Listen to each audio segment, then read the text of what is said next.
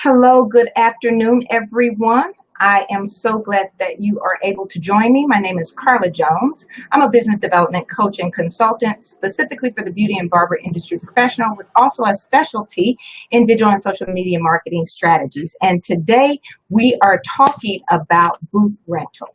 And so, guys, this is a topic that I think we're going to be on about an hour. And so it is going to be some Q&A, but I'm also going to be sharing with you information in four key areas: the booth rental model, the salon owner and booth rental relationship, the law, and creating success for both parties. So this is really going to be good, but it's actually a broadcast that has really come from several posts and questions from salon owners into their current operations, what they can and cannot do, what booth renters can and cannot do. And there are so many different facets of salon owner booth rental operations that I thought it might be pertinent and prudent to talk about what is.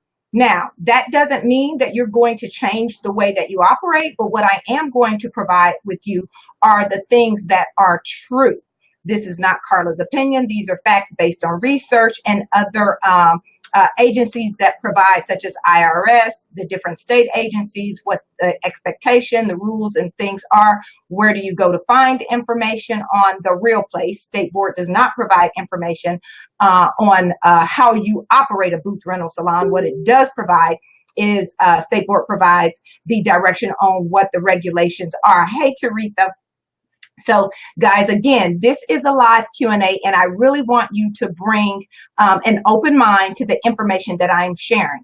Like I said, I am not going to debate about, how you currently operate, but I will answer questions related to what the law stipulates, because at the end of the day, my position as a consultant is to provide you with the correct information. You as the owner get to choose if you're going to adhere to it or you decide you're going to do your own thing. And that's totally okay, as long as you're willing at some point to bear the consequences should something go totally wrong. And so I would hope that today the dialogue could be open. Again, I'm going to relegate or commit to 1 hour here discussing the topic and providing and sharing some information. So what do you need to do? 1, get some pen and paper. 2, have an open mind. And 3, share this out. And understand, too, that this will be up for replay. So if you happen to have to jump out, please note that it will be on my personal page under videos, and you can access it from there. It will also be posted on my YouTube page as well, and my YouTube is Carla Jones, and so it will be under the Salon Solutions in 60 Seconds series. And so even though this is an hour, but we're going to give some good discussion to it. So like I said, I was actually inspired, and I'm going to go back to the post. I was actually inspired to talk about this particular subject, the what's really going on in booth rental salons and what should be. So that, again, is the topic. And so let's just go ahead and get right in. And I'm going to be watching the screen. And the beautiful thing about this platform that I am broadcasting from is I am able to show to the viewers questions that I'm discussing or that come up. So the first item on the agenda to discuss is the booth rental model. So we're going to talk about the dynamics and definition of this type of business model. And so the booth rental model has been in existence for years. It is also a highly contended model and contested model in the beauty industry. You have people who skew so far that, the booth rental model is destroying the industry. You have people who sit in the middle and say, okay, it can work fine if certain things are in place. And that's where I sit as a beauty industry consultant. And then there are some who just say, okay, booth rental is the only way, and okay. I do agree that the one beautiful thing that I love about this industry, and being a licensed beauty industry professional myself and having operated a booth rental salon, the thing that I enjoy about it is it does give the booth renter options. It provides a safe haven in the right structure, an opportunity for a booth renter to grow and potentially move on to their own salon.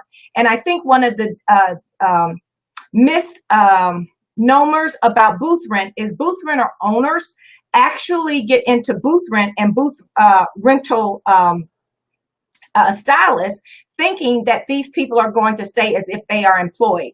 One of the things that you should understand, the booth renter model is a model that can be successful and with the right structure can be profitable for the owner.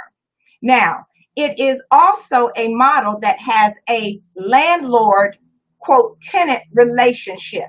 This is not an employee employer relationship model, even though most people operate it in the manner as if they were the employer and that the booth renter is in fact an employee.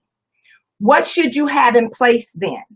The thing that is required by most states, not state board, but by most state labor laws, is that a booth rental relationship must be in writing. So you do need, I don't care if you call it an independent contractor, a booth renter agreement, but you must have that contract in place with the particular, as I call, tenant or booth renter who is renting space to operate their business out of your location.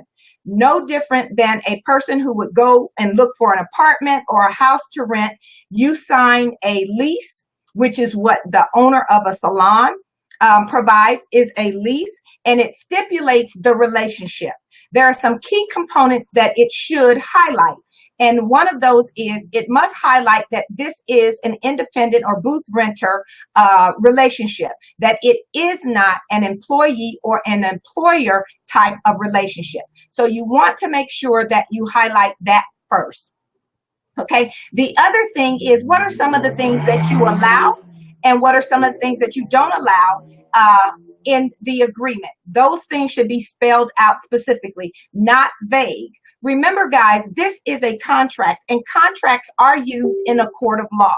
If you don't now know how to write it with the proper verbiage so that it protects you as well as the booth renter, then I would recommend taking the document to a labor lawyer and have them draw it up as it relates to the laws under your state.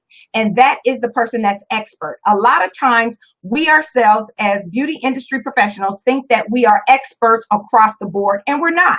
We are creative geniuses. We know the techniques and requirements of our profession. But when it comes to things sometimes in business, operations, different things like legal matters, different things like revenue or accountant requirements, we try to do those things ourselves. And as a consultant, this is what I say: stay in your lane. Whatever it is that you specialize in, do that. And the things that you are not sure of, find the expert and hire them, or seek out the information and direction from them. This is no different than that. So you're entering into a contract, okay, or a lease, as you may call it, and it stipulates the relationship. It stipulates the things that can and cannot be done. It stipulates what the fees are per week or how they're to be paid. Are they weekly? Are they monthly? Do you require a deposit like an apartment would require? Those things are not uncommon.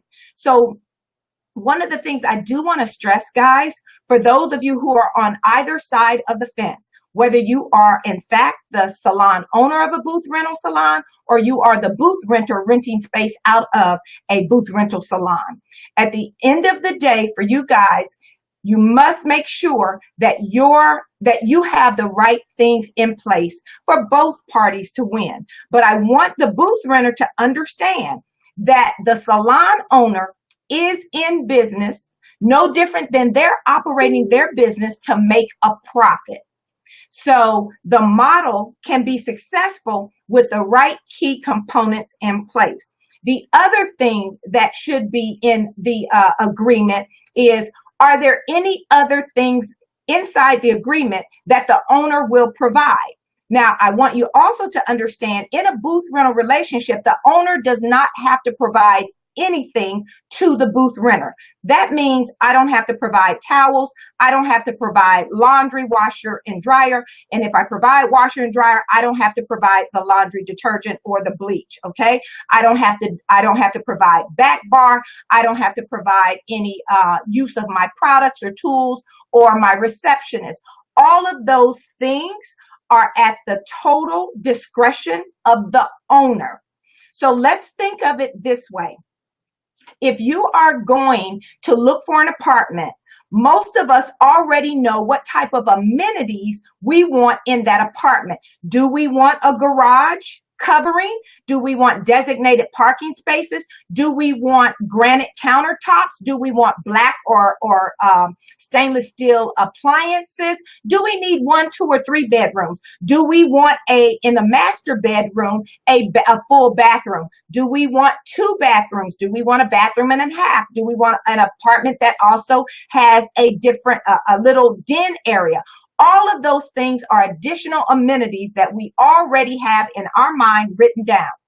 Let's now take those types of things and the concept into the salon.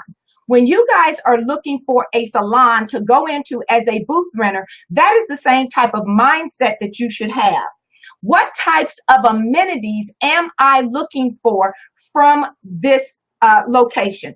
Am I looking for great walk-in business? Am I looking for a team environment? Am I looking for back bar? Am I looking for them to provide some other support for me to run my business? What am I looking for? Now, just like the apartment, the more amenities and the higher grade amenities you are looking for, there is going to be a cost associated with it. So I am not really concerned about what your market booth rental rate is. It should be based on what the amenities that salon is currently offering. So if they are offering, let me just close this out. If they are offering all of those things that you are looking for, you cannot possibly expect that they are going to be in the average range of what your current market is charging. So if the average range is $150, and that could be just average, it will take into account some of the low end, which means you just come in here in a place and we might have torn or tattered equipment. I might provide something. I don't have enough equipment or whatever. Remember, guys, you are really getting what you're paying for. And in most instances, what booth renters want, and this has been my experience as an owner, right, wrong, or indifferent, so I don't want anybody's panties to get in a twist, right, wrong, or indifferent, most booth renters are looking for how less of a booth rent can I pay and get all that I want, and how much of my own money can I keep. That's not the right frame of mind. What you are as a booth renter is you are an independent business owner operating and leasing space out of someone else's location to operate your business. So with that being said, what should some of your considerations be? Your considerations for making the selection should not only be based on price, but really about what your vision is for your own salon environment, should this have been your business, and where do I find it, and what am I willing to pay to get that? So if I had to use hotels as an example, you're not going to be able to provide the Ritz-Carlton experience only wanting to pay the Super 8 motel rent. And for those of you who have that mindset, you're really setting yourself up for failure. So be willing to pay for the environment that you want to position yourself in. Okay, so those are the things. Now remember, the higher the amenities or the more amenities you want as a booth renter, you may end up paying $225 a week. You could pay $275 a week, or you could pay $300 a week. I don't know. But I'm just saying here, be mindful. The more you require, the more it is going to cost. So it's not even going to be a point of discussion by trying to compare. Hi, Crystal. It's not even going to be a point of discussion of comparing what you desire and what you have found a salon to be able to offer, all of those things, and then what another salon who doesn't offer it is charging. So keep that in mind as well. You are going to pay for what the salon offers and what you require. Be expected to pay that. Okay. Remember, you are a business owner. You are not an employee, and salon owners of booth rental salons have to understand that booth renters are not employees. You cannot dictate what they should wear. You cannot dictate the days they should work. You cannot dictate how they work. What you can put in the agreement is how you expect them to operate collectively in the business. Okay. Is that in a professional manner? What does that mean? Be able to clarify what that is. Hi, Patrick. Welcome, guys. I just like to take a time out to welcome each and every one of you guys here. And so I'm going to get to questions in just a minute. So guys, I'll go back through and I will actually show them. So in the booth rental model, guys, understand that there are certain requirements that you must have on each side. And as a booth rental model, the owner is leasing space to a booth renter who is classified as a business owner who is operating out of someone else's location. That's what that model is all about. Nothing more, nothing less. Okay, so now let's go into the salon owner and booth renter relationship. Hey, Christy, relationship. What is the relationship between the two? The relationship between the two is lessee and lessor because it is a tenant-landlord relationship. That's merely what it is. When I had my booth rental salon, I personally did not want to manage and oversee booth renters. So if you were one who needed to be handheld, if you were looking for me to help you grow your business, that's not my responsibility as a booth rental owner salon. Basically, you come with a plan. Now, hey, Janice, could I help you navigate that plan? Absolutely, I could. But is it my responsibility to spoon feed you? Is it my responsibility to give you walk-ins? Is it my responsibility to advertise for your business? Is it my responsibility to book your appointments or answer your phones? Absolutely, 100% unequivocally, the answer is no. It is not my responsibility to do anything for your business, but to live within the agreement or the terms of the contract. That is my responsibility as the salon owner. Where we get and run into problems is what I call, guys, a quasi relationship where the owner who doesn't want employees because of the responsibility, possibly from tax obligations where you have to pay taxes, where you must give a W-2. So the quasi relationship I'm speaking of would be a salon owner who is a booth rental salon who operates under some commission structure and booth rent. Here's an example. I'm a booth rental salon owner who wants to take this stylist under my wings. So to help them build a clientele, I'm going to put them on commission, and I'm going to take 50% of what they bring in. I'm going to feed them some clients as walk-ins. I'm going to try and help them grow their business. And it may also be under a certain amount of time. Maybe I'm going to give them 90 days, or maybe I'm going to give them 6 months, right? Whatever the time limit is, after that time, I'm going to move them to booth rent. Let me just share with you guys, you cannot have both at the same time. Anytime you bring a person in under commission, they are legally and technically a W-2 employee. Why? Because you are controlling their work. You're taking the money. You're telling them what the prices should be. You're dictating every element of their business. Now, I'm also going to share this caveat. Hey, Sandy, welcome. I'm going to share this caveat about that. Some of you are going to continue to operate in that manner of, I'm going to treat a commission person as a booth renter and not an employee. The reason I wouldn't do that is because the booth renter has every right of an employee. Should that booth renter be terminated? Should you, quote, let them go? See, that's what people who hire people do. They terminate people. That person who you've had on commission could technically just walk right on down to the unemployment office and file unemployment on you as a booth renter salon and say, I just got terminated from my job. And they say, okay, where did you work? Well, I worked at XYZ salons, and the person there is going to just nicely type and look up to see if this person is registered. Are they paying unemployment taxes? What do you mean? They have employees and they're not paying unemployment taxes. Now, just because that person was a commission operator is what I'm going to term it, but even though you were operating as a commission employee, does not mean they don't have every legal right under labor laws to go and file for unemployment. That is where you guys are getting and leaving yourself open and exposed for disgruntled, quote, booth renters that you have, quote, terminated from your salon. Your terminology and designation of who operates out of your business is key and critical to your success and your legal protection of your business. Okay?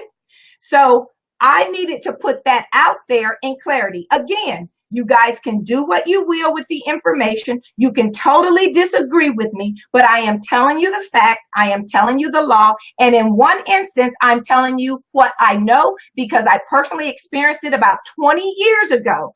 Now, my situation was not where I had someone classified as a commission operator. Mine was a person working out of my salon who listened to someone outside of the salon tell them that they possibly qualified for unemployment from a whole different business that they worked with in the past. This person decided to go and try to get unemployment. When they were questioned by a person working in the office, they were asked, where do you now work? Well, guess what?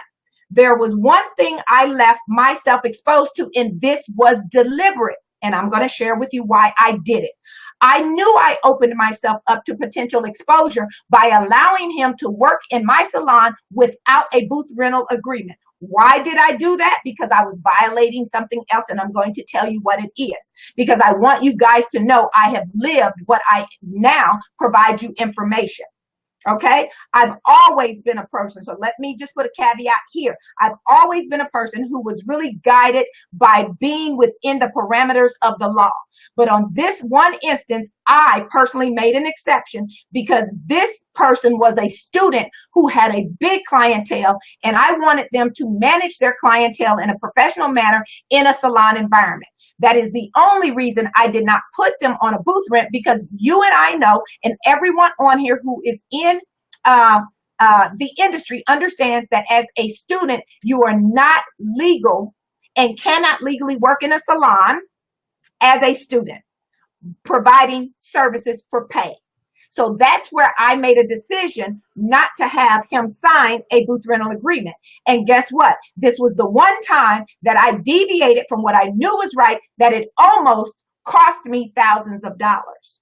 So for those of you who are thinking that all you have to do is to bring someone in on commission and you can, quote, hire them and then you can fire them, you are also liable if they should go down and apply for unemployment, which they are totally entitled to under that particular relationship. And so be very careful with that, guys. I think you hit the share button, Christy. There should be a share button that you can hit on your side to share the video. And so now here you have a bigger problem, because this person could technically qualify for unemployment that you have never paid in. You cannot prove that they were not an employee because you don't have what? An independent contractor's agreement or a booth renter. Now, let me share something else with you guys, and we're going to get to it in just a minute under the agenda item of the law, because there is a law that stipulates, and in a feed on yesterday in a group on Facebook that I am an admin of, this type of question came up, and I'm telling you guys, this is why I decided to come live. I have never in my life read so many variations of owners justifying the way they operate as being the law. I am so telling you that, guys. I am so telling you that, yes, you can create the way you want to operate, but it must be legal. And under no circumstance, bringing someone on a commission and operating as a booth rent is ever legal. It is not in any state. If you check your labor laws, okay, state board has nothing to do with how you operate and set up your booth rental salon. But the federal government does, and the local and state labor laws do in the state and city you operate in. So while you're thinking all you have to do is contact the state board and get your license as a booth renter or as a salon owner, that is not enough. Even one owner said, well, all you have to do is call state board. They will tell you state board doesn't regulate the labor laws of your city, the state, or the federal government. So you're not contacting the right agency. The state board only regulates what's required under the purview of the licenses that they issue. Okay, so for those of you who are thinking that you can go there to find out that information, you cannot. You can call them and they will tell you. You should check your city. You should check the labor laws. Many don't know the meaning of it. No, they don't, Sandy. They absolutely don't. And many don't even know how to contact their state board to just ask the question. Okay, at least start there.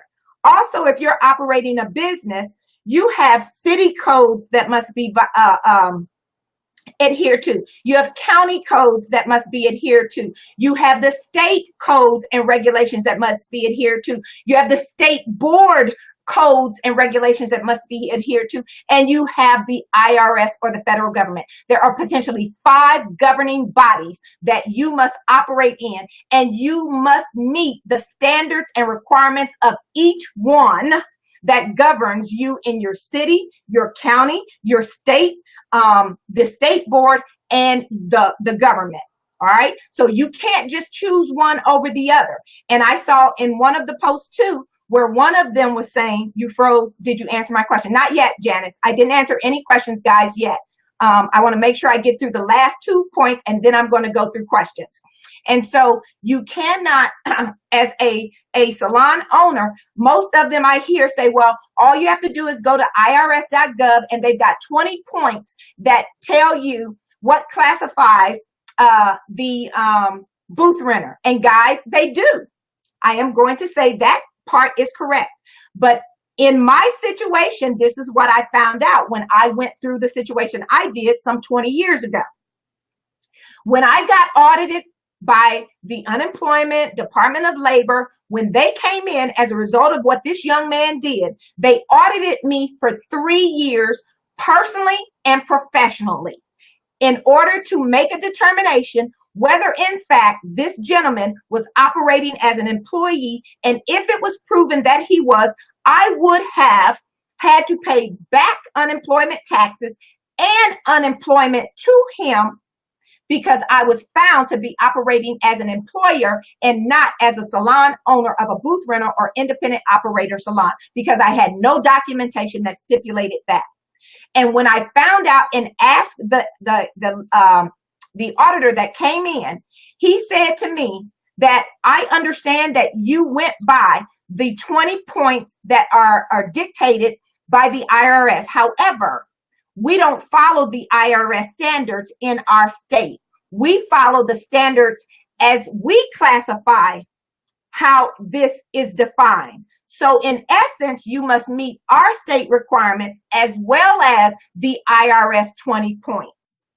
If you didn't know that, guys, now you do. You have been educated to that fact. Most of you are leaving yourself well exposed because you are choosing to operate outside of the confines of the law. Most of you do not have just the basic of a well-written and articulated booth rental or independent contractors agreement. If I could advise you to do one thing, is that is contact an employment lawyer, whether you contact for a free consultation or whether they say for the first hour it's $150 an hour or whatever. It will be the best investment that you've made getting started. Because what you don't want to do, as most business owners, and I don't care if it's Mark Cuban of the Mavericks, I don't care if it's Mark Zuckerberg who has Facebook, I don't care if it's Dave Thomas, bless his heart, rest in peace, of uh, uh, Wendy's. I don't care. You have to operate within the laws. They didn't make up the rules, they followed them. And when they didn't follow them, they got penalized. And most times the penalty is in cash, okay? You will owe something. And so to protect your business, do it the right way, follow the laws. For those who are, and let's get into the law now. So that's item number 3 on the agenda, the law. The law stipulates, and there is one. So for all of you who want to make up how you work, or you want to follow what someone did when you were a booth renter, that doesn't make it right, and you are still going to be liable for how you choose to operate your business if it's outside of the legal parameters as set by the federal government, the state, your current state, the city, county that you operate in, and as well as the state board. So I would recommend that you guys definitely put a call in. You can just ask the question, guys. They will answer the question. Even if you are a current owner, you can call and tell them that you are considering operating this type of business. What are the things that you should do or know or not do as you plan to do that? So you don't have to. You can just go and just call. You can walk through the doors. You can call IRS. You might sit on the line a long time, but you can call and just ask an open-ended, very generic question. You don't have to tell them you're currently in business if you fear that you're doing something that you might, that might be not within the confines of the law. And so here we go. As business owners, your first responsibility is the owner has all of the permits in the business. Right, Janice, the business occupancy, etc. So I'm going to put this up there. I'm going to show that statement because that is so true, guys. I want you to see what Janice wrote. Hopefully it will come up here in just a few seconds. And so I'm hoping it does. I can see it on my end, so I don't know why there's a delay. But her statement was the owner has all the permits of the business, occupancy, etc. And I want an individual that wanted to set up their own salon in my salon. So you have to make sure that you have all of the official information. I clearly don't know why you're not able to see it. I'm not seeing it. Oh, you can see it? Okay, great. Thank you so much. I can't see it from you guys' standpoint, but I can see it on my screen. Okay, great. And so when you're following the law, guys, this is why I thought it was so important to come on and really just give you some insight. Again, like I said in the beginning, I can't tell you how to take the information and utilize it in your business. Some of you can say, I'm not going to do anything that she has said, and that's okay. That's your business. But what I do want to do as a beauty and barber industry consultant who is highly concerned about the success of your business, even though you may not be my client, but because I love the industry, I am an industry participant practitioner as well. I've just moved into a different role in the industry and for my business. And so it's not a situation, guys, in booth rent where you really can do exactly what you want to do. There are some areas where you do have the flexibility to say, okay, I want to offer this or I don't want to offer that. And that's what I want booth renters to understand. Just because one salon owner offered something does not mean that all salon owners have to do that. Remember, a salon owner does not have to offer to support your business in any way. No walk-ins, no advertisement, no front desk, no salon booking software, no booking for you, no answering your phones. They don't have to do any of those things. Now, there was a huge conversation last night that started Sunday and went well into over midnight into this morning about can a booth renter or salon owner of a booth renter salon, can they charge what we call a finder's fee, okay, on top of or in addition to booth rent? Absolutely, they can. However, I would make sure that that stipulation is part of the booth rental agreement. And I'll give you an example of how you could word it. The weekly booth rental or monthly or bi-weekly booth renter is XYZ amount and is payable by this date. I can also assess a late fee if it is past so many days late. And I can dictate what that late fee is, no different than an apartment can dictate what it is. An apartment can say if it's 3 days late, it's a $50 late fee on the fourth day. You can say that over the third day, anything between day 3 and day 10 is $5 in addition to what is owed, and anything after day 10 goes up to $20 a day. I'm just giving an example, but it's legal. That owner can choose what they want in that instant, but it needs to be spelled out exactly that way in your independent contractor or booth rental agreement. Now, if there is a finder's fee, give you a clear example, guys. It is not unethical, as most of them were crying. It is not illegal, as most of them were crying in this fee that we were talking about. So this is what can happen. If I am the salon owner and I am investing in advertising and promoting that business, it doesn't even matter how I do it. If I'm large in the community, if I network a lot and I get my face out there, which means I get the name of my business out there, that means I still have some investment through time and effort and energy. I'm out there recruiting and promoting my business.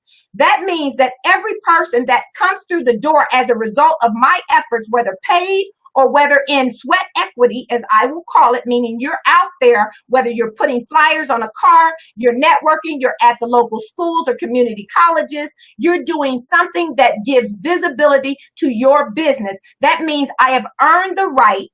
If I choose, I cannot service that. If I choose, I can't, and I want to offer that customer to anyone in the salon, by rights, I can request or require a surcharge or some type of finder's fee. Okay, so I can do that, guys. I can. And it's not double dipping. Those are two separate activities going on. One is I've stipulated what constitutes booth rent. And also, in addition, if these activities or incidents happen, there is an additional fee should you opt to participate. So it's only good one time. That is the first time you service them. And I can charge whatever fee that I like. You can agree or disagree. If you disagree, that means you don't get walk-ins, and you should be okay with that. But I also can put in writing how the process will go. Okay, I can say that every customer will be asked how they found out about the salon. If they stipulate that they found out by a referral from an event, that means the salon recruited that person through their efforts. And yes, if that person said, I just happened to walk by and I saw it and I thought I'd walk in, then guess what? I could say I will waive the finder's fee, because I didn't put any energy in getting that client to walk through the door other than them just passing by the building. Those are all things that I have the right as the owner to say. But what I say to the owner, that one, everything that you desire must be articulated and agreed upon by writing and signature in the independent contractor agreement or booth renter agreement. Okay? It should also, in the independent contractor and agreement, stipulate the longevity and the terms of this lease. Is the lease only good for 90 days and must be reviewed after 90 days and re-signed? Is it good for 6 months? Is it good for 9 months? Is it good for a year? It should also stipulate, do you have the right to modify or change or increase my booth rent during the life of the contract? If it doesn't stipulate that, owners, I don't care how much you want to do it. If it doesn't stipulate that, booth renters, you do not have to pay it, nor can they enforce it. Okay? Nor can they say, you have to leave. See, this is a contract that can be challenged in the court of law.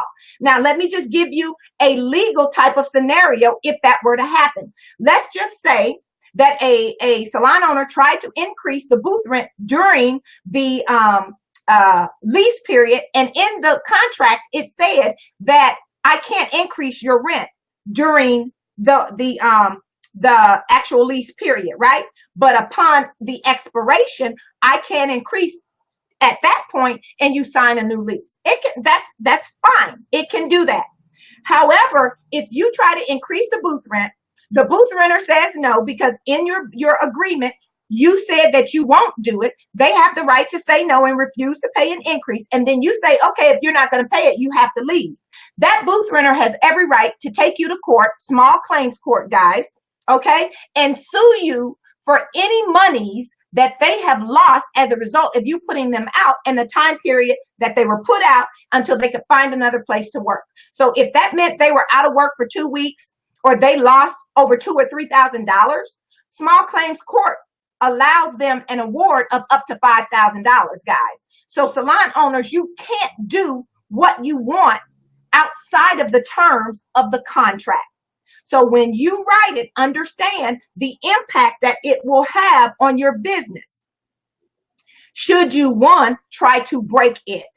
All right, it could cost you more. Now, you also could put in there, and I would recommend that the terms of the agreement can be broken prior to the end of the lease by the agreement of both parties, and it must be in writing. You can say that. You can do that. Okay? That you can with no problems. But again, guys, I'm just saying that everything that you want to happen, make sure that it's in writing, and make sure that both parties understand how the language is written and how it will be applied. That's where I find, and especially when I consult with salon owners of booth rental salons, there are multiple things that don't happen. One, there is no revenue plan, right? They just decided that I want to open a business and I'm going to have booth renters. And if I get 6 booth renters in here at this amount of money, then that's enough to pay my booth rent. That is the wrong way to look at it. Hey, LaShawn, this is what I tell people who want a booth rent. First and foremost, don't overextend yourself on a wish or a what if I get them here. If you cannot afford to pay your rent and all of the expenses by yourself before you sign that lease with no booth renters, then you cannot afford to be in that location. Because you have to understand, booth renters come and go, and they can.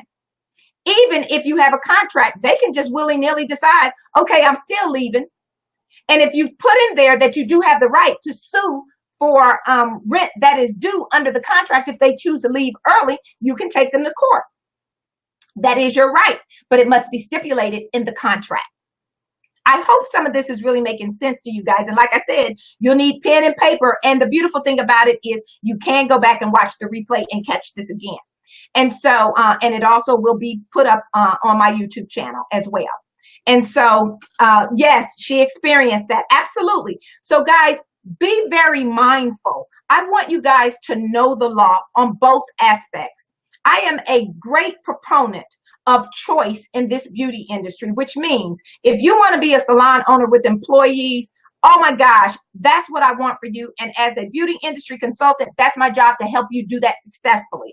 If you want to be a booth renter, or you want to be a salon owner of a booth rental salon, what does that look like for you? How do we create the best structure for you to be profitable in this? And remember, booth renters, that salon owners go into business to be profitable.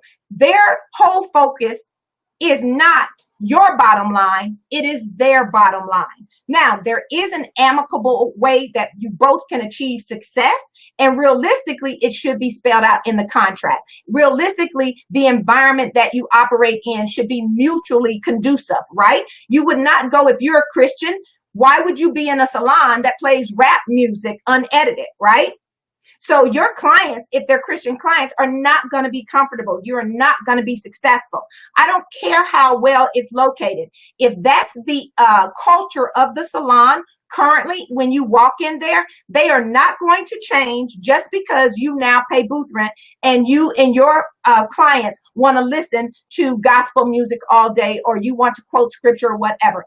You are not in the right environment. Salon owners, you should not take them in because you guys are not fit. And owners, you have to be honest and say, you know what, I would love to have you here, but I just don't think it's the right fit for you. I think you have to go ahead and continue to look, because this is what we do, and I think it may be offensive to your clients. It's okay. But guess what? If both of you are operating as money hungry and you think one or the other is going to change, I can guarantee you it's going to be a clash from day one, and somebody's not going to be happy. And at the end of the day, the booth renter is going to be leaving with their clients trying to find another location. Okay, so at the big thing here in the importance is, one, we want to do it legally. Okay, Janice said that happened to her. I'm going to put it back up. I tell you, Janice has some great experience here. Okay, I'm going to show what her statement was for those to see. She says this happened to her. She was renting a building and the owner decided to do a renovation on something, supposed to have been a day or two, was closed for 2 months. She sued them for every day that it was closed for her earnings and that she was making, and she won. Guys, I'm telling you, this is real. This is real.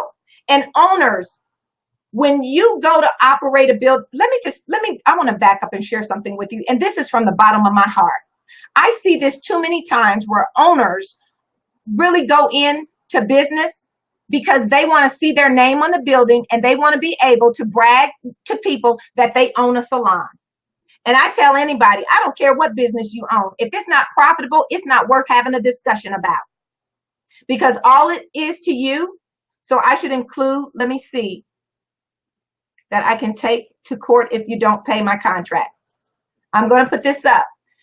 Yes, you can put that in there. You absolutely should put it in there, that if there are any violations, what is the ramifications for a violation of the terms? But it also should state that that contractor has the right, if you haven't upheld your end of the contract, that they do have the right to seek resolution through legal highways or legal ways. Okay, whether they do or don't, it's up to them. Now, I want to bring up something too that I know has happened and is totally illegal and will get the owner in trouble. I have known people, and this is in relation to booth rent not paid. Okay. I want to be profitable. Absolutely. Okay, Chrissy, I totally agree with that. Now, let me just share something with you. The first thing to do is to create a revenue map. And those who are in my 10-month business and digital beauty academy will know exactly what I'm talking about. And guys, let me tell you something. I have had the best feedback in relation to, Carla, I've been in business 20 years and never knew this and didn't even know how to do it. Not only do I provide you what to do, I provide you with the tools on how to do it, right? How to create a revenue roadmap. That's the first order of business for any business. If you don't map out your revenue and in what category your revenue is going to be generated in, and I'll give you a prime example. What percentage of your revenue do you expect to bring in on a monthly basis, a weekly basis, monthly basis, quarterly basis, and a yearly basis in terms of booth rent? So if you are a working booth salon owner of a booth rental salon, meaning you are working behind the chair with your own clients, you are saying, okay, this year off of my own salon clients, I want to bring in $80,000. Off of booth rental revenue, because it is a revenue stream, I want to bring in another $25,000. Okay. Well, if you want to bring in $25,000, all you have to do, honey, that's just basic math. It's just simple. 25,000, and I'm looking at my calculator. I keep one handy. Divided by 12 months says that I need booth rent equal to $2,083 a month. Let's just round that up to $2,100 a month. So if we rounded it up to $2,100, let's just say your booth rent is per person. I'm going to make it up $200 a week, right? Let's just say if it's $2,100 a month and divide that by 4, that's $525 a week I need. So that means that if I'm charging $200 a week, it's not going to cover what I need to bring in a weekly amount, because I've just determined through my revenue plan, my forecast, that of $25,000, I need to bring in $525,000 a week. I mean, $525 a week. If my booth rent is only $200 and I only have 200 booth rents, I'm $125 short every week. So that means in order for me to achieve $525, I need 3 booth renters. Guys, it's simple math. Business is all about addition, subtraction, multiplication, and division. If you don't know how to do it, if you don't know what you should be looking at, you're already setting up your business to fail. That is part of your revenue plan, guys. It's not about how much you make. It really isn't. It's how much you plan to make, and then what are the categories or revenue streams of income that you have coming in that support that revenue goal. That's what I teach in my, hey, Tamika, that's one module or one lesson in a module in my 10-month program. Because why? I'm speaking success to owners. I believe in training and providing the tools. It's a step-by-step process. Success doesn't happen overnight. It is not because you dreamed about it. And especially with this type of business model, guys, this typically is not a profit model for the salon owner. I'm just going to tell you. It is a true profit model for the booth renter. Okay? So if you don't run your numbers correctly, and if you don't forecast before you open the salon, or before you say, I want 6 chairs or 4 chairs, you need to know exactly what it's going to take to successfully cover the total expenses or operations of your business if you choose to do it by booth rent, and what that looks like. Okay. So now, how do we create success for both parties? We actually do it by first starting off with understanding how you want your business to run and understanding who will be the right fit in your business. Remember, as a booth rental salon owner, you are not their employer. You cannot tell them how to work, when to work, what to charge. This goes for barber shops as well. So if I am a skilled barber, groomer, whatever I want to call, and I'm providing different services, you have no right, no authority to tell me what I can charge. Absolutely not. I can set my own prices. And let me tell you something, guys. Prices are a component of achieving your revenue plan. So if this barber owner or this salon owner is telling me that I have to, the minimum I can charge is XYZ amount, but I have in my calculations need a higher amount, you're not going to get that unless you do more people. We don't want you working harder. And a lot of times under that relationship, the owner forces the booth renter to work toward more people, as opposed to the booth renter looking at their own business, looking at creating their own revenue plan, and then deciding what's the best way for them to achieve the revenue that they desire. Okay, that's what I'm talking about. If you are with a coach or consultant who is not breaking it down to you in this manner and providing you with the level that I might need for you to ask yourself this question, am I truly getting what I need? The answer may be yes, the answer may be no, but I'm putting it out there so that you know what type of conversation should I be having? What type of conversation should be had with me? How should I be educated? And what truly should I be doing? Okay, that's what this thing is about. So let's look at here. Again, creating success means you start off with an amicable and mutually agreed upon type of contract. Now, I would always tell the booth rental agreement, there are some items in my contract that's negotiable. And then there are absolutely some things that are not negotiable. Those things that protect me and protect the business are not negotiable. Meaning, if I require that you carry malpractice and liability insurance yourself, even though as the business owner, I have to carry it on my business insurance does not cover you nor your customers, right? So if your customer trips and falls, or you cut their ear, or you burn them, or you give them some type of infection because you're not disinfecting, you are liable for that, not Carla, okay? Not my salon. So your client doesn't need to come to me or to think that they're going to give me a doctor's bill because of what you did. I require you carry it or you can't be here, okay? There are certain other things that I require. You can't put things up in my salon. You can't, if your client breaks any of my equipment, it's your responsibility to either replace it or get the money for them within a certain period of time. I am not responsible for your customers. You are. So if you choose to do it, remember, you're a business owner. My expectation is to hold you accountable and responsible to the role that you chose to operate out of my business. I want us to have a very amicable relationship. Did I, as the owner, provide back bar? Absolutely not. I know that's right, and I have that right. Absolutely not. I am not going to spend my money providing your supplies. I don't have time to do the shopping for you, and nor do I. Because sometimes stylists waste product. I'm very, very product sensitive. I know how much it takes to shampoo hair this long. I know it by, is it a dime size, a quarter size, or whatever, because I studied it and I know how to operate profitably for my business.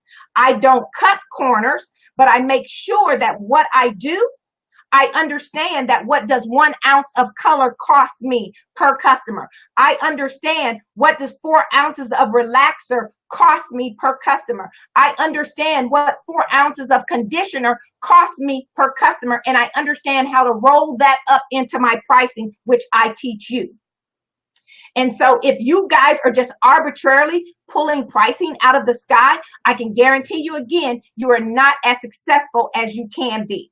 So creating the right environment is one that is mutually beneficial to all parties. But one thing you have to decide as the owner is how accessible and supportive you are going to be to the booth renter. And that relationship should be tied totally into and should be agreed upon, signed off on in your independent contractor and your booth renters agreement. Okay? Anything that you do. Now, I was getting to, and I almost forgot. Here is an example, guys. Hey, Zandra, here's an example, guys, of something that booth renter or salon owners have done to booth renters who have not paid their rent, and it is totally illegal unless it's stipulated that the booth renter has the right to do it in the contract, okay, which the booth renter agreed to. The one thing is, owners, you cannot hold the property of booth renters who do not pay their booth rent or have not paid their booth rent. You cannot hold their tools, their product, their equipment. You cannot hold it unless you've stipulated that you have the right to do so for non-payment of booth rent in any amount. And if they don't pay it over a certain amount of time, it can be the salon, and the salon can dispose of it or sell it to recoup their expenses. At the time they do that, okay, then the agreement has been terminated and the booth renter is no longer a booth renter, salon, stylist or barber out of that. However, the time to collect must be reasonable if it's taken to a court of law. So you don't want the judge to say, you didn't give them but 1 day and you sold their stuff. That's not reasonable. But if you have it built into your contract that says, hey, Keisha, that says, I am entitled to do these things, right? And here is the time period, no different than eviction, because realistically, what you're trying to do is have them evicted, which you should contact the city to find out how an eviction takes place in a situation where it's a booth renter and a salon owner. Now, they can tell you an answer or they can guide you to the proper agency who can answer that question for you. So what happens if an owner tries to keep equipment, tools, or supplies, and they don't have the right to by the contract? Any amount over $300 in most states is a felony theft, and all of the booth renter has to do is call the police, and the police will ask them if there is a contract. If there is a contract, the police will look at what the stipulation says in relation to that exact offense or activity. No, you cannot just lock them out. Absolutely not. Janice, absolutely not. So I'm going to show that. You cannot lock them out if it is not in the agreement that you have the right to do so and they've signed off on the agreement. You cannot keep their equipment for lack of payment. At that point, you might either need to just relinquish and say they're never going to pay. Let me give you your stuff. Good riddance, goodbye. Or you can say, guess what? I am keeping this and I'm taking you to court. Those are your two options, salon owner. Okay, those are your two options. If you do not include it in your booth rental agreement or independent contractor, and you try to withhold their tools, equipment, or supplies, and it's valued in excess of $300, it is felony theft. They can call the police. If there is an agreement, the police will read the agreement to make sure what the terms are. If it's not stipulated in there at all, you have no right to do it, and they will tell you, you have two choices. You either relinquish the property or you're going to jail, you're going to be arrested for felony theft. Owners, protect yourself. Put that in your contract as well, okay? You cannot just lock them out. Everything that you choose to do, every rule or policy or procedure that you want to hold them accountable to must be spelled out specifically in the booth renter or independent contractor agreement. And that is why I recommend that you take this document or you take your idea to an employment or labor attorney who has some specialty and knowledge in the beauty industry with those specific types of contracts, right? Because attorneys specialize in contract law. So this is really about, includes all that in the agreement. I will be, let me see. I'm going to hide this one and show this one, guys, so I can read it. Include all that in the agreement. I will be revising mine because I have had that right. I held her things till she paid. Absolutely, Christy. You don't want to open yourself up to be arrested. You really don't. Because by law, we have no terms that stipulate how this situation should be handled and how it can be handled unless it's in the contract. So let me go back, guys. I knew this would be a one that would run us over a little bit, but I want to go back and see what type of questions there are so that I can answer the question. So I'm going to start from the beginning where people said hi. Okay, so here we go. Let's see. Taretha, love these knowledge nuggets. Christy, hello. Okay, she's checking in from, hey, Christy from Augusta. I'm going to be there Thursday. My mom lives in Augusta, guys. So, okay. Enough off topic. Let's see. What is the difference between booth rental and salon suite? Okay, great question here, guys. This, as you can see, is Hair by Shameen. I'm answering the question. What is the difference between booth rental and salon suite? Both of them are ownership, okay? One is different landlord relationships. You, in a booth rental agreement, you're just operating out of someone else's business. Under a salon suite, you are operating out of a building that has individual private business locations. Let's put it that way. So the landlord of that office building or space is only renting out private areas.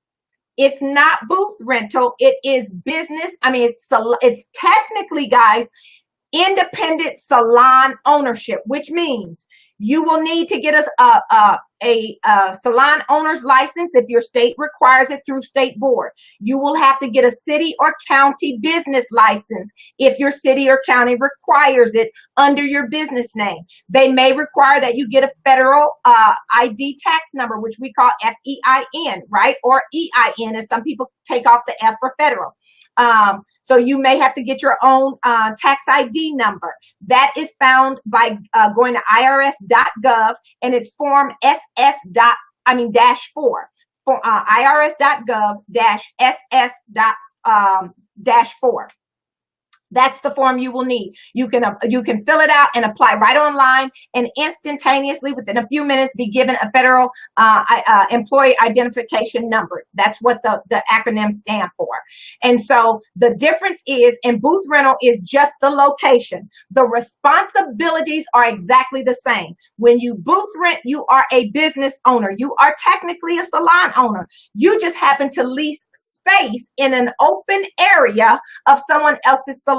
You set your own prices. You buy your own product unless it's stipulated differently as amenities that salon owner does provide.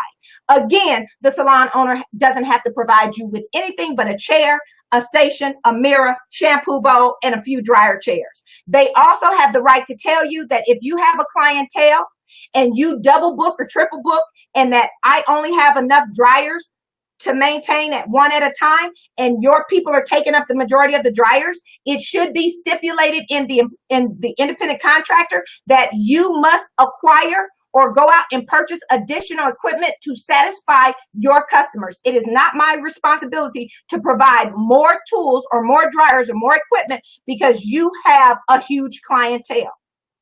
I can't say that. I appreciate this. Right. Thank you so much.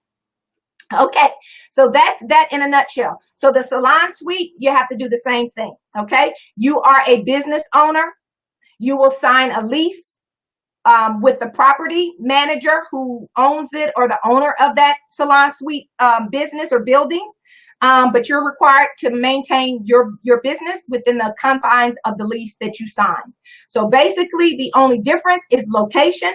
One is you're running your business in an open environment. The other is your business is in your own enclosed space, but you're responsible for everything, your taxes, all of that. Your how you operate your pricing structure, all of that.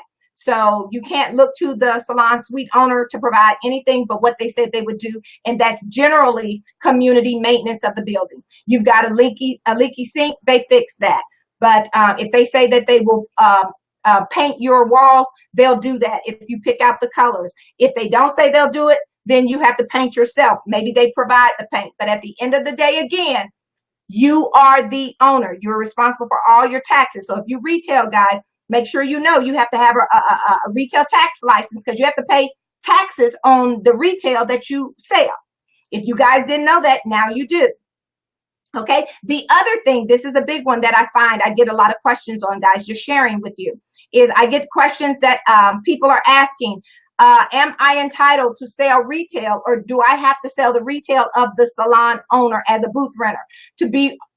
In all honesty, booth renter salon owners, you cannot force them to only sell retail. It is either they sell retail or they can't out of your business. But by law, as a business owner operating their business, they should be able to sell their retail to their clients because it's their business. They do not have to be forced to sell your product and then you give them 10% unless they agree to do that. So I wanted to clear that up. They are their own business owners. They provide it. They get their tax license. They sell it to their clients, yada, yada. Now, what would happen if your clients saw their products and wanted their products? Now, you could say, the person who is retailing it could say, you know what? If your customers or you refer because you don't carry what I carry and they want it, I will give you 10% if you make the recommendation. So the booth renter can now say, I will provide you with 10% of my sales if your customers want to buy. They can do that or they don't have to. Again, guys, you are independent business owners. One just happens to own the whole building and stipulate some things that go on through contract. The other owns their business operating out of your location under a contract. You go to the city, and the city usually is the Department of Revenue in the city. That's where you go. The question just came up, and I'll go all the way to the bottom since I just answered it. So the question is how to go about retail taxes. You go to your city, go to the revenue department of your city. If you don't know where the revenue department is, and guess what? It may be a state revenue department. Maybe the city doesn't have a local office, but go to the city, your city hall, and say, hey, I need to find out where the revenue department is. I want to sell retail out of my business. I need a retail sales certificate or retail sales license. Okay. And you then will be responsible for submitting your retail sales taxes on a quarterly or whatever basis that they are. So remember, guys, if you're selling that for $10.50 and that's your cost and you're not charging taxes on that, you actually could be liable. If you're ever found out that you're not charging taxes, you could be charged or responsible for paying taxes that you never collected. So just be careful with that. Again, know the law. All right. And I know they don't teach this in beauty school. All right. I've got a bachelor's degree in business administration from Florida A&M University. I also have a master's degree in business administration. I've also operated $1 million budgets for General Motors, Pfizer Pharmaceuticals. I've been campus president for a couple of career colleges. I have been regional director, national director of clinic for Empire Education Group. So I have had various corporate level experiences where I have managed $1 million budgets. So I'm not telling you guys what I think. And I've also been responsible to ensure that facilities that I oversaw where we had retail product, that I ensured that we had the appropriate retail license and that we were making the regular deposits for retail taxes that were owed. Okay. So I'm going back to see questions. Let me see. I answered that one about booth rental. I'm looking for other questions, guys. Can booth renter have their own sign? Okay, here we go. Very good question. Janice, can booth renter have their own signage along with my sign? Not external to your building. No, they cannot unless you provide a way, right? So now, you guys can get creative with this. However, on their business cards, on their website, on any other what I call branding assets, okay, meaning their logos or websites, whatever, their business cards are assets or that they own as a business. What their business card will say, and I don't know if you guys can see this. Okay, I'm going to try to hold it close. Their name should be here larger than your name. So it would be I'm going to just make this up, guys. It'll be the accessories beauty boutique. Okay. And then it says located at, in smaller font, located at Janice Evans Salon. Then you can put the address. You can also put Carla Jones, independent owner operator, your cell phone number, not the business phone number, not Janice's business phone, because unless it's stipulated in the agreement, she's not taking your phone calls. So you need to make sure you can manage your own phone calls. You need to make sure you have your own payment processing. So do you have StyleSeat? Do you have Square? Do you have PayPal? Do you have however to take payments for your own? You can have your, like I said, you can have your own website. So no, the salon name should be prominent on the building. However, when someone may possibly call, make sure that they understand. Maybe they say, I want to walk in. At that time, if the owner is answering the phone or the owner has a receptionist, the receptionist should also make sure that, yes, we take walk-in. However, we are independently operated. So that means that there may be some stylists who don't take walk-ins, and there may be some who do take walk-ins. Unless you have a particular name, then we will ask a stylist who has availability to take walk-ins. Okay, so that's how we operate. We just didn't want you to get here and be upset, because it is our desire to make sure that we're able to accommodate, where possible, all of clients that desire services from any stylist that work in our location. So that's how you manage that. A lot of people have a hard time with that one. Okay, let's see, I'm going to go back. Okay, I'm still going down.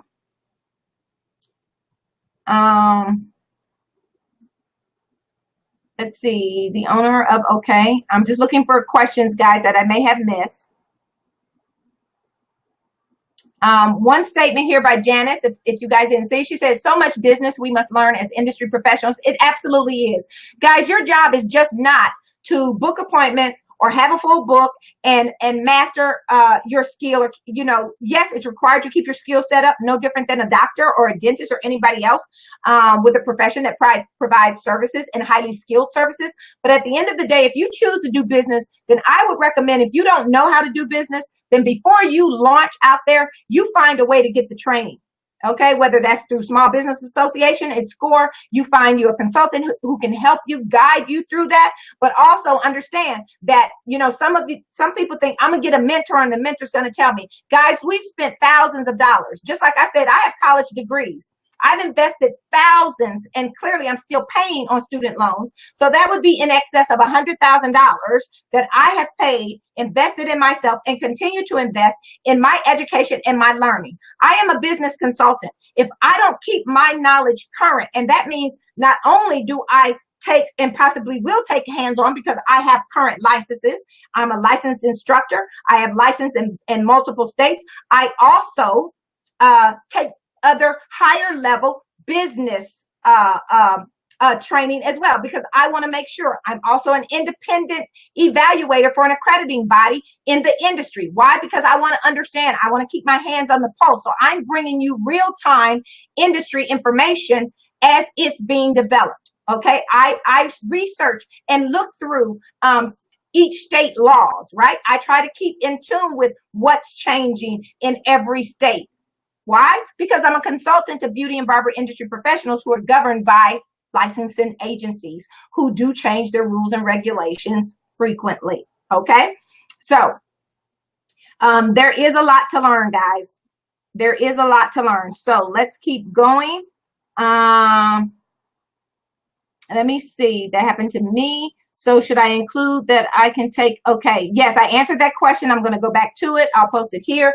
Chrissy asked, so she should include that they can take a person to court for non-payment. Absolutely, it should be in the contract.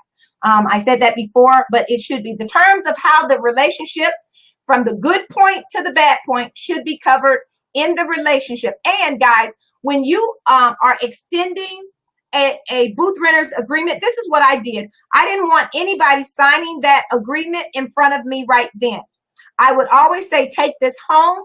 I want you to review it. And actually, because it's a contract, I would recommend that you contact an attorney, find one that will review it for no cost, that gives a free consultation, and have them to review the terms of this contract and answer any questions from a legal standpoint. Okay?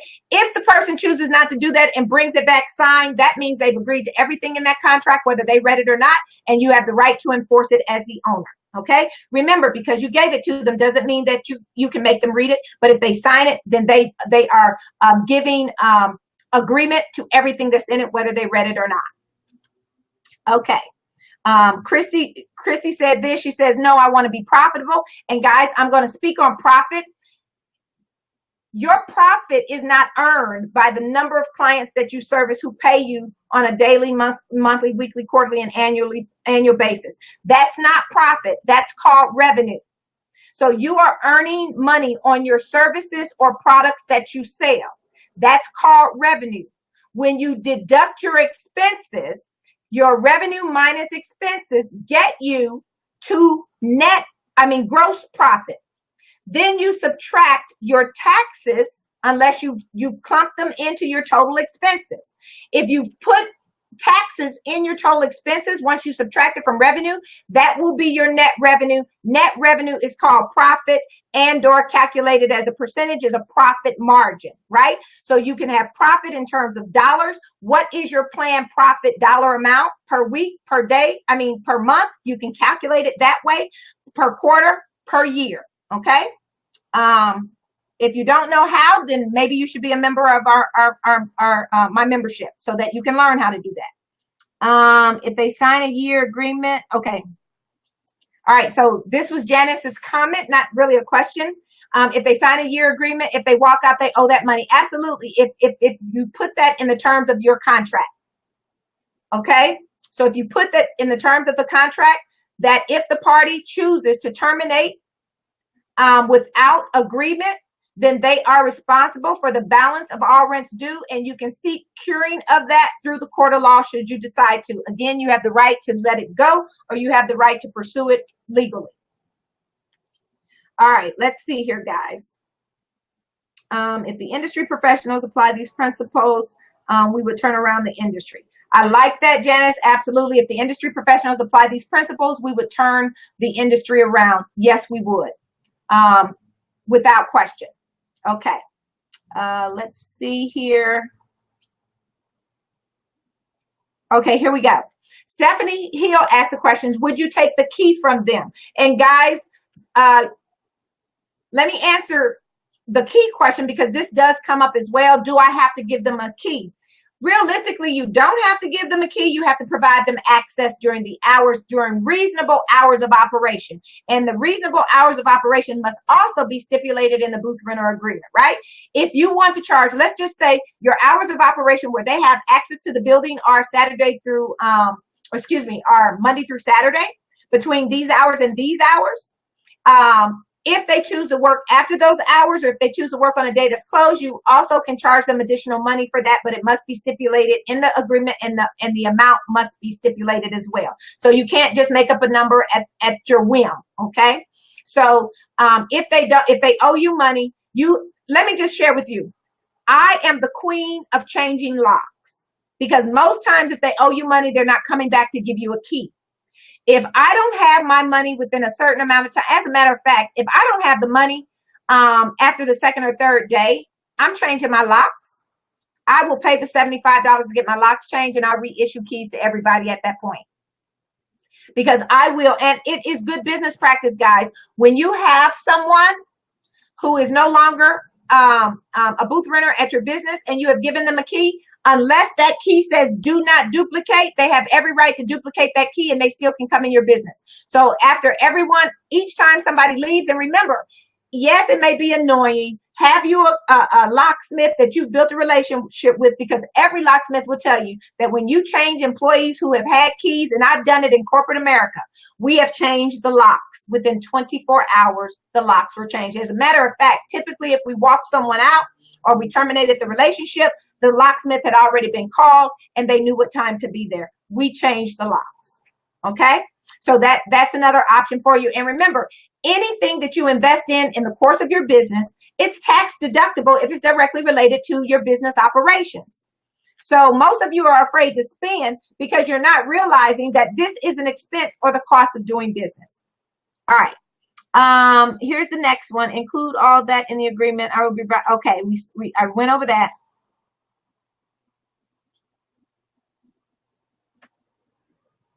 Okay, Christy. All right. When I get there, I sure will. Christy is inviting me to her salon, so I definitely have to write that down. Next salon, 451 Broad Street. I will be there on Thursday. Okay, let's see. Retail taxes, we answered that. You can go online. Okay. So, all right. So Janice is giving some information as well. Right, guys. And I didn't say this. Google is your friend. If anything that you want to know, you can Google the question, guys. Google the question in your state. So you can say, where's the Department of Revenue in my city or in my state? And start there. They'll provide a number. You can call right then and they'll direct you where you need to go, whether it's at their level or it's a local level. So thank you, Janice, for that. That's very good. Let's see. Tamika asked the question, would this be the same as state comptroller's office? I can't answer that, but I can say that different states house different things in their state or city. But what I would do is start by calling the state comptroller's office because it may very well be where that department is located and it's regulated by that office. So yeah, that could be it.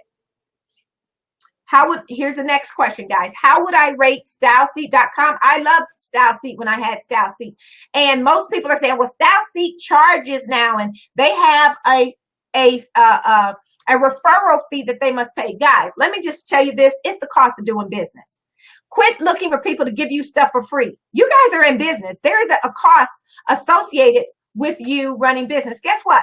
I went out and bought an external camera for my computer. Now I've already spent $1,500 on this desktop. But because the camera on the computer did not give me the HD quality that I wanted for videos, guess what? I invested. That's tax deductible.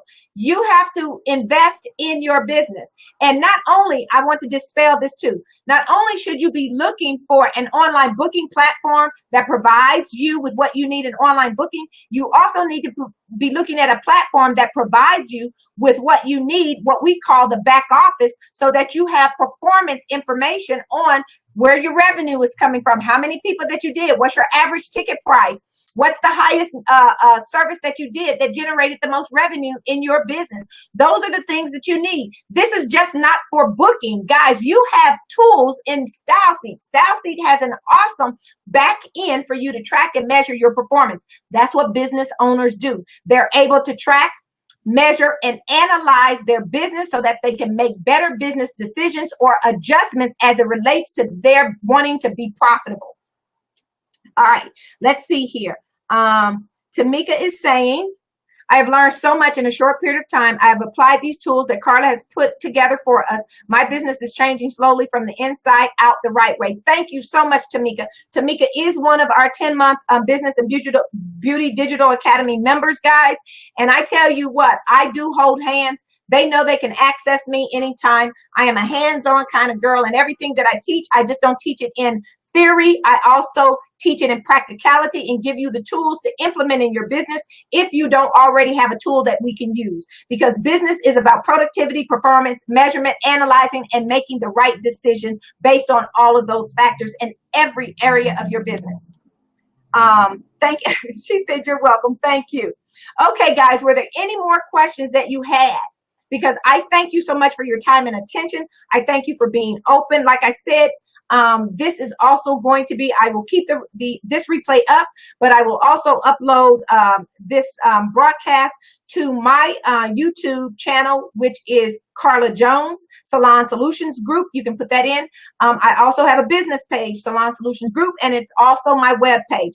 So if you want to get in contact with me, guys, I am just going to put here, hopefully, how you can reach out to me if you have questions. You definitely can go to my email. Let me just put this so you can see it.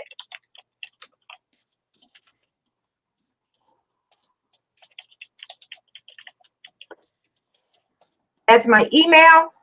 You are so welcome. You are so welcome. So I'm hoping that, let me hide this and let me comment there.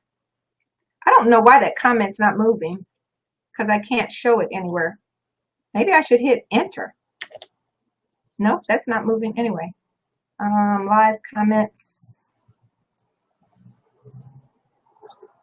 Oh, all right. So I'm not sure why that's not showing,